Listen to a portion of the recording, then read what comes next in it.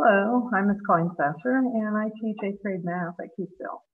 And I wanted to just kind of spend a minute or two and kind of sharing what your child is going through in my particular class.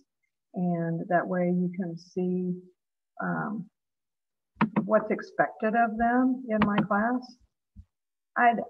One of the things that I'm expecting our students to do to accomplish this year is to become effective learners, self-starters. I want them to be able to be adequately prepared for high school. And so my contact information is on here for you. I want you to know how to contact me, and I want them to know how to contact me, which they have, and some of you have, and I appreciate that.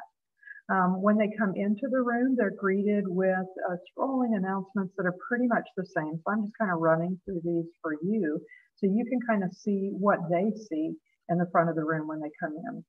A reminder of all the things they need that day, what our homework assignment was, how to remove the distractions like the phones. Phones should be turned off and in a backpack. Those backpacks are moved against a wall so that they're away from them so they don't have that temptation. I encourage them to do things like their bell ringers, which are up there every week on Edulastic for them to work on. I put the standard up there so they're aware of what we're learning for that particular week. And we're driven by our objectives. What all are we trying to accomplish in 8th grade math to get us ready for high school algebra and high school geometry? The expectations I have for them is to basically become an effective independent learner. So I want them to follow the posted daily routine. I want them to take notes in their journal. They're copying down those objectives every day. I want them to have their workbook. I want them to be copying the information down in their workbook that I show to them in class.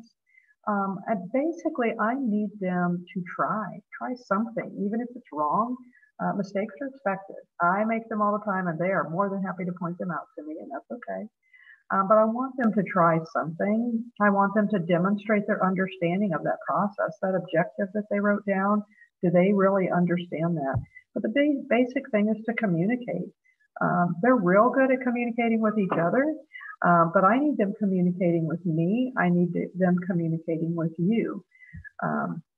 Whenever they are absent, that's another one of those things that is on them. They are no longer in elementary school. They are now one step away from high school. I continually remind them that in less than a year, they're going to be sitting in a classroom on a high school campus. Hopefully in an Algebra 1 class or a geometry class. I've reminded them that they have to pass Algebra 1 to get that high school diploma.